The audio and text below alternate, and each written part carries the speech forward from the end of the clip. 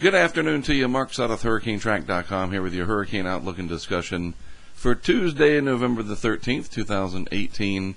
Good news to report here in the tropics, something we haven't seen a lot of this year. We've seen some good news, but what I'm alluding to is that something had a high chance of development. This was up to 90% invest area 96L, that is, and now it's down to 20%.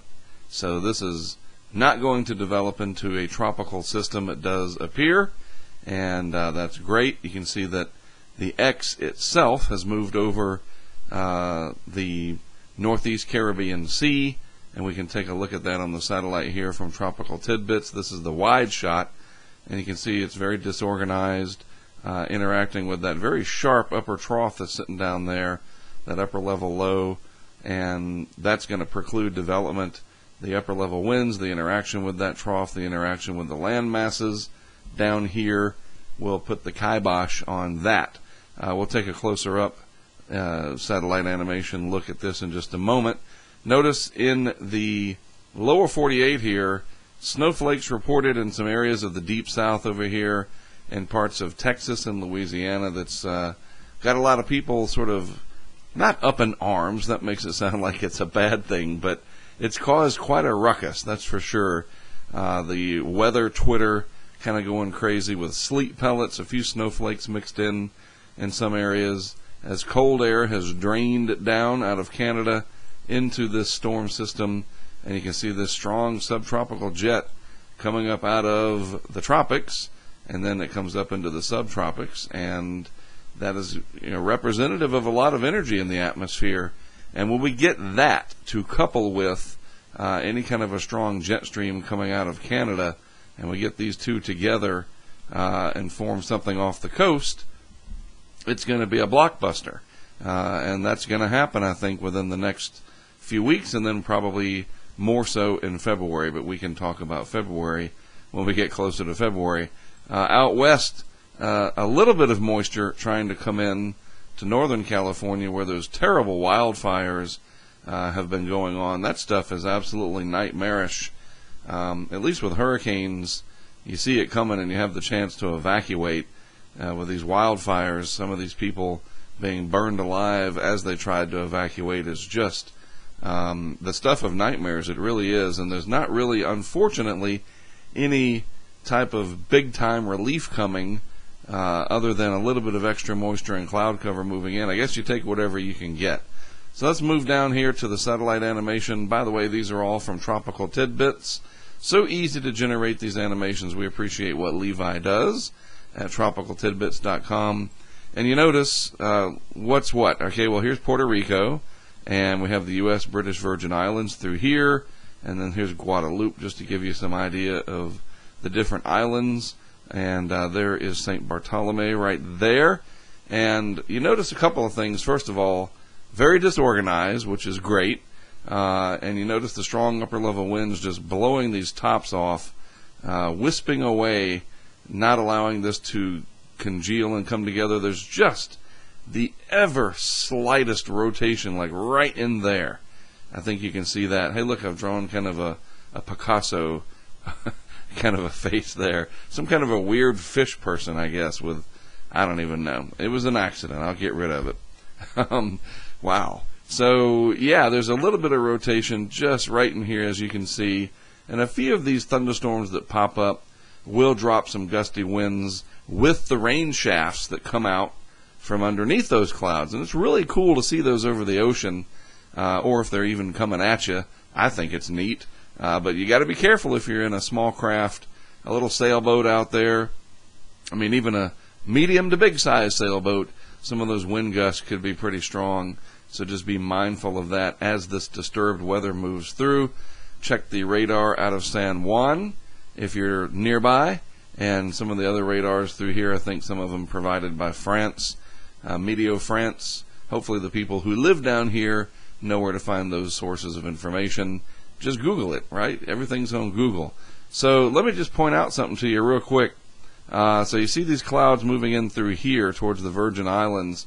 Well, this, as they say, here's a live look at the Virgin Islands. This is down in St. John at the Fish Bay area. We have a camera there, thanks to one of our supporters who helped me during Hurricanes Florence and Michael.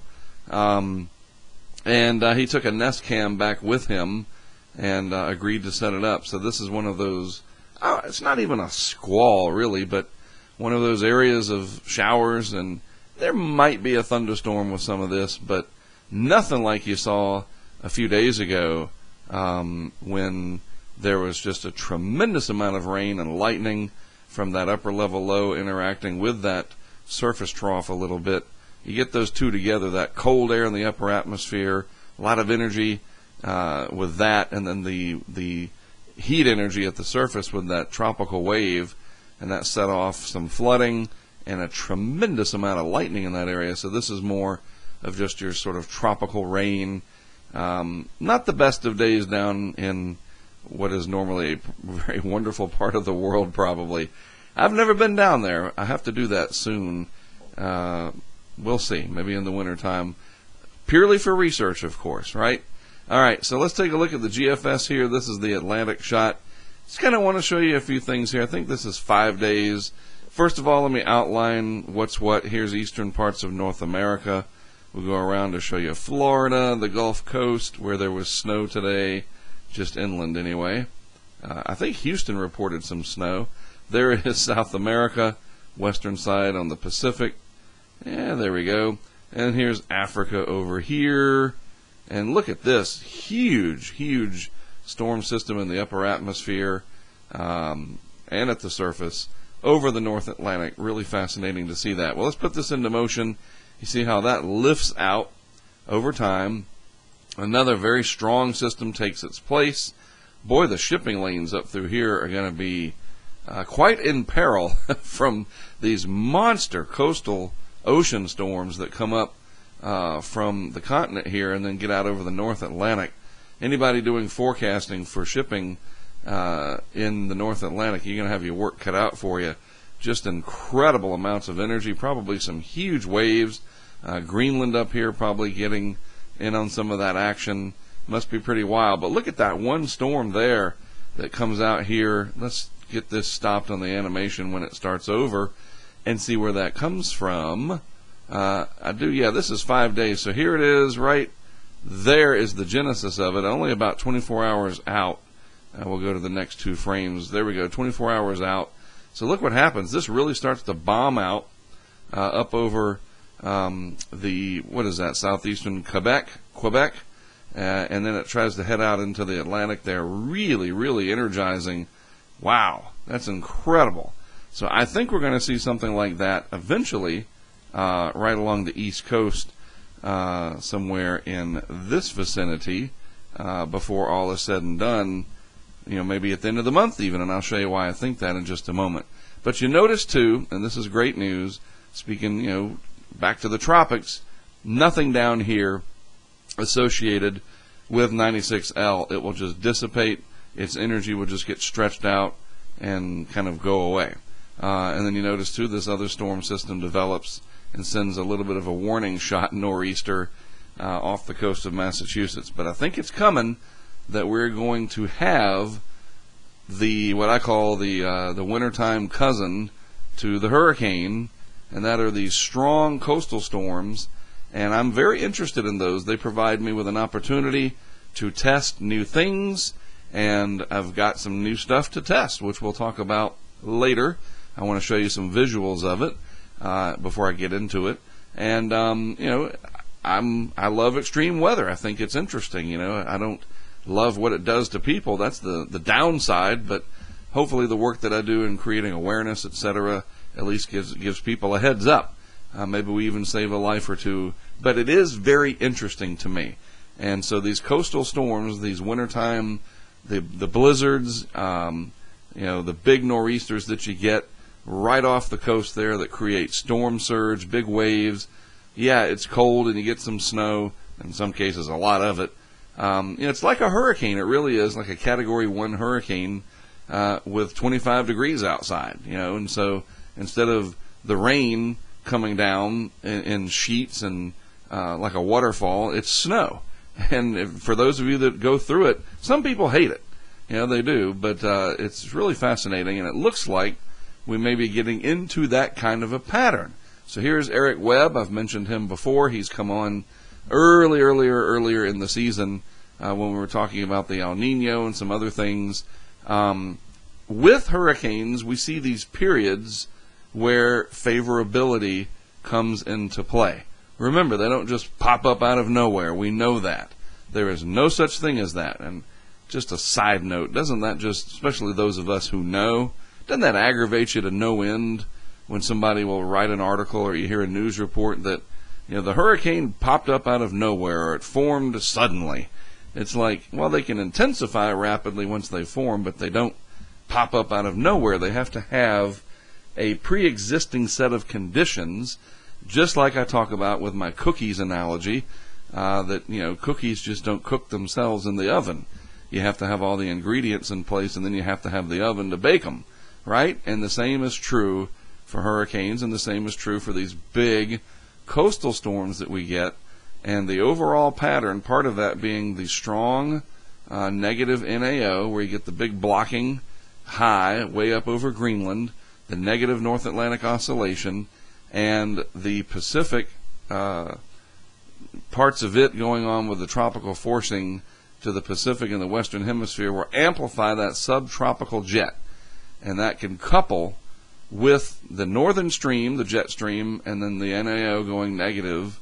So in week 2, so a little bit after Thanksgiving, I will be on the lookout for that. We will start to see it show up in the models, and we'll see what happens, because I go out for those. I put the equipment in the vehicle, whether it's a rental or we use the other Chevy Tahoe that we've got. It's the backup. If you don't know that story, well, that's a story for another day. I do have an older vehicle, the old Chevy Tahoe that we used for so many years. It's out of commission, but we did get another one pretty much just like it early last year, and we've been using it sparingly because it's still 17 years old. But anyway, yes, I do go after these big winter storms, and I'm starting to sniff one out. And the analogy is how this is similar to hurricanes, where you get the pattern first and then the development second. And some of these systems can impact millions of people and cause a lot of problems. So I want to make sure we stay on top of it from that perspective, and then it gives me a chance to get on the road and do something related to what I do during hurricanes, but obviously a different beast altogether. All right? All right. So there you go. That's it from me for today. I'll have an update tomorrow just to kind of put this System 96L to bed, so to speak, and then we'll probably wait until Monday because there's just not much else to talk about. For folks on Patreon, real quick, I will be doing the bi-monthly update. I started doing that November 1st, where I just set the camera up and I give you an idea of all the things that are happening. And you get the first look at some of these things that I'm working on, new equipment ideas rattling around in my head that I want to talk to you about, things like that. So the next one for November will come out on the 15th. So just wanted to remind you that, oh yeah, I'm on Patreon. I better check that. We have about 128 patrons, and if you haven't checked the app or logged in on the website in a while, it's there. Just check the posts section, and that's where you'll find it. The next one coming up on the 15th. Have a great rest of your Tuesday. I appreciate you all tuning in. I'm Mark Sudduth, HurricaneTrack.com. I'll talk to you again tomorrow.